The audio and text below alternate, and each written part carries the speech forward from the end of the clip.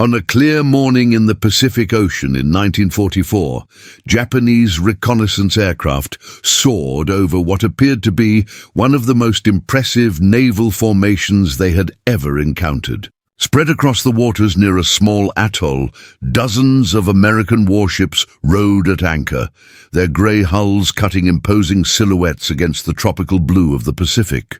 Aircraft carriers, battleships, cruisers and destroyers stretched as far as the eye could see, representing what looked like the entire might of the United States Navy gathered in one place. The Japanese pilots photographed everything, their cameras capturing what they believed was proof of America's next major offensive operation. But those photographs would lead to one of the most consequential intelligence failures in naval history. Because every single ship in that impressive fleet existed only in the imagination of American military planners. The mastermind behind this incredible deception was Captain Harold Biesemeier, a career naval officer who understood that in the vast expanse of the Pacific, where distances were measured in thousands of miles and visibility was often limited to the horizon, the difference between reality and carefully crafted illusion could determine the outcome of entire campaigns. What the Japanese pilots had photographed wasn't a fleet at all, but an elaborate stage set created on a small island using nothing more than plywood, paint, and the kind of creative thinking that had made American industry the wonder of the world. The year 1944 was a turning point in the Pacific War. American forces, having recovered from the devastating attack on Pearl Harbor, were now pushing steadily westward across the Pacific, island by island, toward the Japanese homeland. But the Japanese military, desperate to halt this advance, had concentrated their remaining naval forces for what they hoped would be a decisive battle that would turn the tide of war back in their favor. American intelligence knew that Japanese commanders were carefully watching for signs of where the next major American offensive would come, and that knowledge presented both a challenge and an opportunity. The challenge was obvious. How do you hide the movement of hundreds of ships and thousands of men when enemy reconnaissance flights could potentially observe your every move? But the opportunity was even more intriguing. What if instead of trying to hide your real fleet, you created a fake one so convincing that it would draw enemy attention and resources to exactly where you wanted them to go? Biesemeier had grown up in Iowa, far from any ocean, but he had always been fascinated by the theater. Before the war, he had spent his leave time attending plays and studying the techniques that stage designers use to create convincing illusions with limited resources. Now faced with the task of creating a naval deception operation, he realized that the same principles that made a small theater stage look like a vast palace or a bustling city street could be applied to making a small Pacific island look like a major naval base.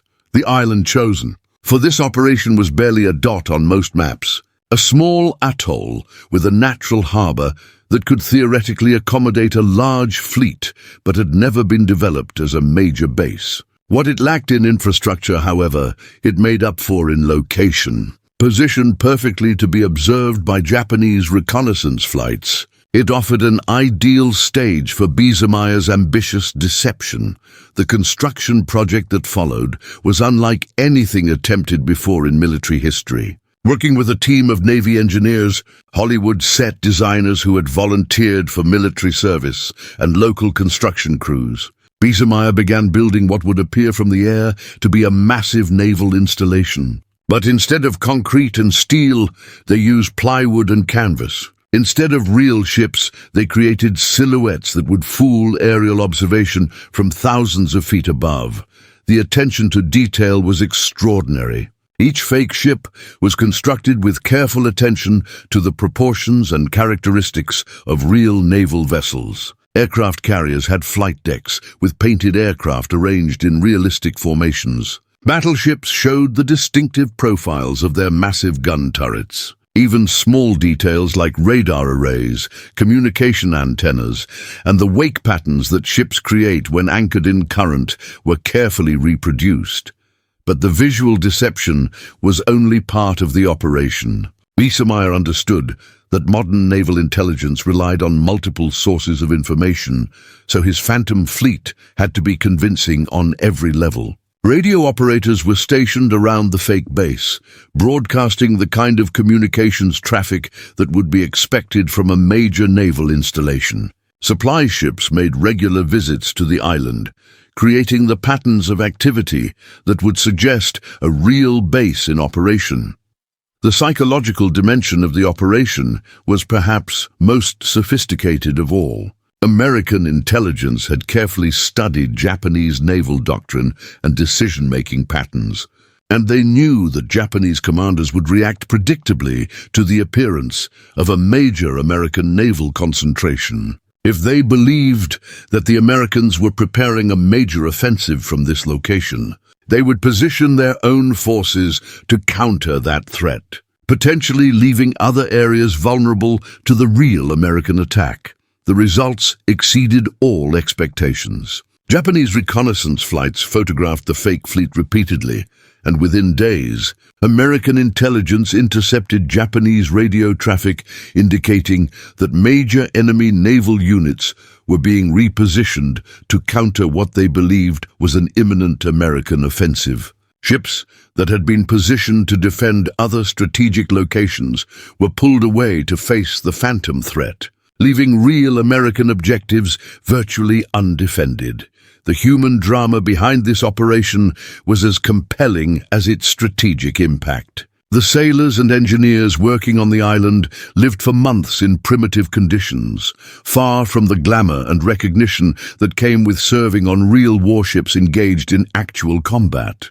Yet they understood that their work was potentially saving the lives of thousands of their fellow servicemen by creating confusion and misdirection that would give American forces decisive advantages in upcoming battles. One of the most remarkable aspects of the deception was how it evolved over time. As Japanese reconnaissance continued to observe the fake base, Biesemeier's team had to constantly modify and update their creation to maintain the illusion. Ships were moved to different positions, new vessels were added to the fleet, and even weather damage was carefully simulated to maintain the appearance of an active naval installation. The emotional weight of this deception operation was something that stayed with the participants for the rest of their lives. These men had grown up in an America that valued honesty and straightforward dealing, but they found themselves engaged in an elaborate campaign of lies and misdirection. Yet they also understood that in the context of a war against an enemy that had launched surprise attacks and committed atrocities across the Pacific, such deception was not only justified but morally necessary. The Japanese response to the Phantom fleet revealed the effectiveness of the operation in ways that went beyond immediate military impact. As Japanese forces concentrated to counter the perceived American threat, they left other areas of the Pacific more lightly defended. This allowed real American forces to achieve surprise in their actual operations, leading to victories that might have been much more costly if Japanese forces had been properly positioned. The success of the Phantom fleet operation influenced American military thinking for the remainder of the war and beyond. It demonstrated that in an age of aerial reconnaissance and radio intelligence, deception operations could be as important as actual military hardware in determining the outcome of campaigns. The techniques developed by Biesemeier and his team would be studied and refined for decades, influencing everything from Cold War intelligence operations to modern military doctrine. Perhaps most remarkably, the entire operation remained secret for years after the war ended.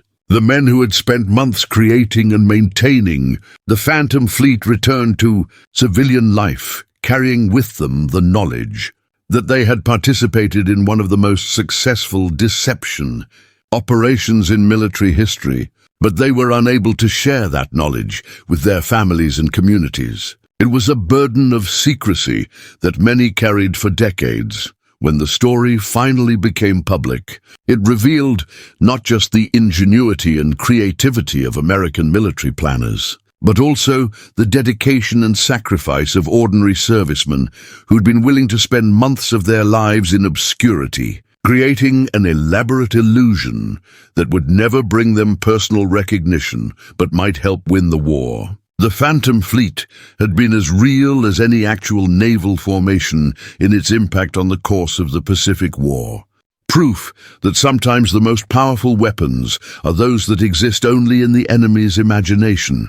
The island itself returned to obscurity after the war, its moment as the host of a phantom fleet becoming just another chapter in the vast history of the Pacific conflict. But for those who knew its secret, it remained a reminder that in warfare, as in theater, the most convincing performance is often indistinguishable from reality itself.